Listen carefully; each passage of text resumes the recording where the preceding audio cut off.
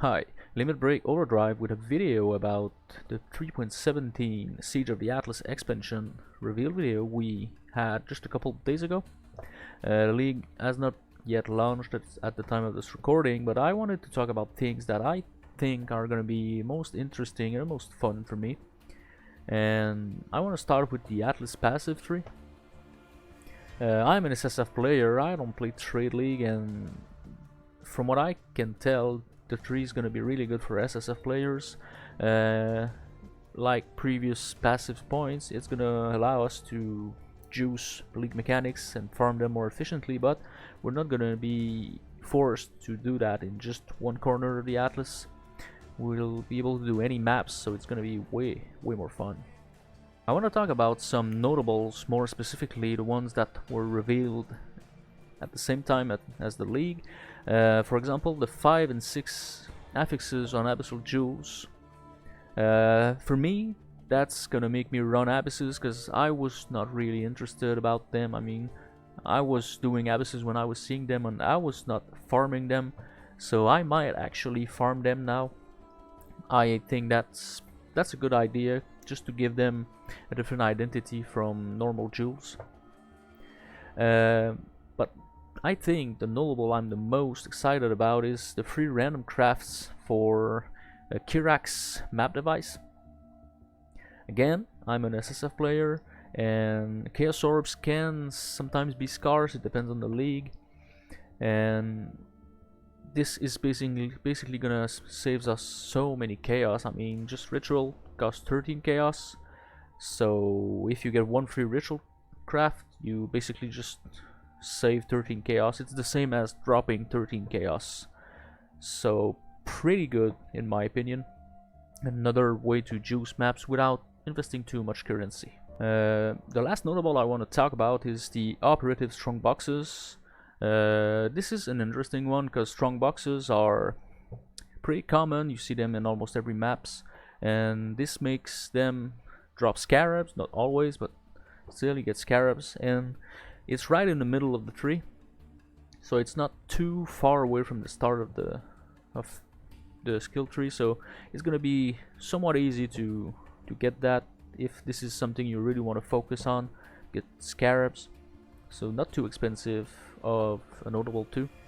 And even Ritual, the Ritual cluster that makes Rituals always spawn 4 altars, is at the top of the tree, but if you want to rush that, you need to spend 16 points in trial nodes, which we don't know yet what they do, but and the 17 points onward you start investing into the Ritual cluster, so not too far away considering you're gonna get like 115 points.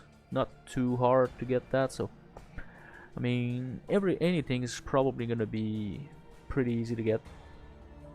And there seems to be almost every type of league mechanics at the start of the tree, so again, I'm pretty hyped about that, so I wanted to talk about that right at the start of the video. And I'm probably gonna do another video on that once they reveal the full tree, just to let you guys know what I plan on doing first and why. And Void Stones are, in my opinion, a better versions of Watchstones, so I think they improved upon that. But locking them behind 4 bosses that are that difficult is, in my opinion, a mistake. We should at least get one behind a not so difficult boss like Elder instead of Uber Elder, maybe. Just so everybody can get one, because it's the only way we can use Sextants. No Void Stones, no Sextants. So I think it's a little bit hard, but I mean, we're gonna have to deal with it. But that's my only gripe so far with what I saw in the reveal. But I like the idea of Watchstones, and especially with the currency that allows you to store Sextants when you get a good one. I think that's pretty good. And by the way, they could do the same thing for Lab Enchant, but that's just me. Of course, I'm gonna talk about the new currency, the targeted currency, being Eldritch Chaos, Eldritch Exalted Orb, and Eldritch Annul. Good idea, good shit. I'm excited to use them. It's a middle ground between Harvest and standard currencies. Like, this works similar to Reforges, keeping suffix, keeping prefix. So the only difference is you need implicits of either bosses, and depending on which implicit you have, being the blue boss or the red boss, suffix or prefix are gonna be changed depending on which one you have. However, I think this makes Hasteling Veil Chaos Orb even worse, because even though you get the Veiled suffix, Veiled prefix, she annuls something too. At least in this way you can keep every prefixes, every suffixes, even though it's not Veiled modifiers, it's still strong in my opinion. I feel Eldritch Chaos Orbs are gonna be really nice for crafting, because Chaos Spam can be good, but you've got 6 modifiers, but now with these you get only 3 modifiers, so it's even better, fewer mods, so I think it's gonna be pretty dope. Eldritch Annul is gonna be pretty good too, because if you've got perfect prefixes with crafting with fossils or whatnot, then you can remove all suffixes, basically keeping our prefixes without using the meta mod. Suffixes cannot be changed, and then a scour, so probably less expensive depending on how rare they are. The Exalted Orb though, I'm not sure it's gonna be that good, because Exalt spamming never really works out, at least for me. I mean, there are so many mods, and now you're just gonna get an Exalted Orb, but specifically prefix or suffix, which is in my opinion a bit stupid, because you can already do that with a normal Exalt. You just fill out the prefixes, for example, with a cheap craft Exalt, and you get a suffix. So I'm not sure about the Exalted Orb, but the others I'm pretty excited about. The other Eldritch currency we get are more specific to each bosses, each influence type you get. It's basically the new influence, the new way to get some. And you craft implicits, and you can get 1 implicit of each boss up to tier 4, and you can get tier 5 and 6 with a 4th tier of currency that when it upgrades one, it's gonna lower the tier of the other boss, so the best you can get is tier 6 and tier 4. Pretty good idea. You can't get max power, you gotta choose. But from what we've seen already, I'm a little bit worried that some masteries are gonna be rendered useless. For example, we've seen that you can get rage on hit on gloves no more than every 0.6 seconds. So for very fast attacking builds, you're not gonna build rage every hit. But there's a mastery for hexes that does that, and there's a mod on cluster Drews. However, if you can stack them, then that's gonna be pretty dope, because this one's gonna give you 1 rage every 0.6 second. You can get Blood Scent on a cluster Drew, you can get the Mastery Axe, you can be a Berserker. So if you can stack, for example, 4 rage generating mods, and on top of that getting the rage support that again enables you to get rage, you might get rage every fucking hit.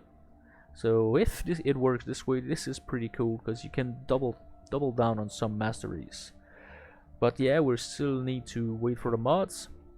They're not out yet at the time of this recording, so there might be some spicy things. I'm excited. I can't wait to see what they've got in store for us. And this league seems to be a league of quality of life features. Lily in our hideouts selling gems. Chef's Kiss, pretty dope. Master's missions, they really got buffed. I hope they're not gonna nerf that next league. Scouting reports, this is great, because especially as an SSF player again, for example, the unique maps challenge, I usually get like 13, 14 maps completed, 12 maps completed out of 15. I can't ever find the others, either through Sano missions or just dropping them, or even ancient orbs. But now there's scouting reports. They allow you to reroll missions from Kirak with 1 guaranteed outcome, for example breach zones, unique maps, and probably other things. I assume Elder Guardians, Conquerors maps. So pretty good to target farm these, unless they're so fucking rare you barely ever see one. But my guess is that you're gonna see them somewhat often, but best one, not that often, but again, that's a pretty good quality of life feature. I like that. I think they really nailed it this time. And it's gonna also help us to get Metacraft, because now the meta mods are tied to unique maps, Putrid Cloister being the multi-mod recipe. So yeah, quality of life this league, thumbs up. Finally, Arc Nemesis. This league mechanic reminds me of Metamorphs, like you build your own encounter. In my opinion, this is probably something that's gonna replace Metamorph. They're gonna merge the two together because they're so similar. And Metamorph gives you catalysts, but nothing much really, it's just other league mechanic rewards. And since they're trying to replace older league mechanics, or ones that are not quite as good, I could see that in the future, unless Arc Nemesis is just terrible. And I doubt it will be, but I mean, recipes could be fun. I hope there's a way to keep track of them, or I don't know, some sort of thing that doesn't make us scratch our head and use third-party software, because we're using quite a lot. But yeah, can't wait for the 4th. Just a side note, I'm kind of surprised they buffed spells so much and they didn't touch melee, because I don't think melee is overpowered, and almost nobody's league starting melee. It's spells. This league you're gonna start with bow. Bow has been buffed. That's good. I think that's good. But I mean, they nerfed cleave. Cleave with the threshold Jude, you were getting fortify on hit. And Glacial Hammer was getting splash. Now everything is gone. I'm not quite sure what they're doing with melee, but I think it's a step in the right direction. They can't do everything at the same time. Hopefully next league melee is gonna get some love, because melee needs some love. So yeah, thanks for watching. Sub if you liked the video, and I'm gonna see you soon in another video, probably a build guide, and hopefully on the beach on the 4th of February. Have a good day.